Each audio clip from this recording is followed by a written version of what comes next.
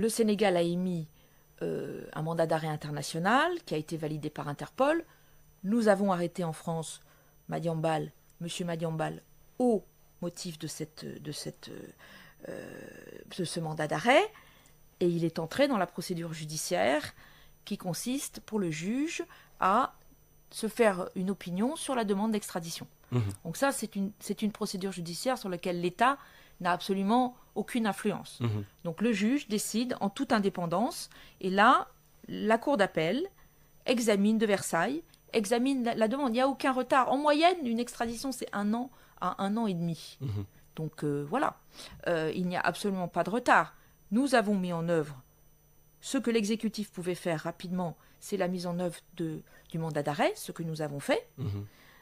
Et à ce stade, personne n'a à refuser l'extradition puisque la justice française n'a pas encore décidé de valider l'extradition. Et comme vous le savez, la justice française est indépendante et elle respecte tout à fait non seulement les règles internationales, mais l'accord bilatéral de coopération judiciaire que nous avons entre nos deux pays.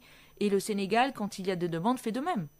C'est une affaire de justice, et nous savons que les affaires de justice se déroulent selon le temps de la justice. Donc nous savons que les demandes d'examen, d'extradition françaises par les autorités sénégalaises suivent à peu près le même tempo. Donc nous n'avons pas de difficultés avec aucune des procédures en cours. D'ailleurs, je rappelle que M.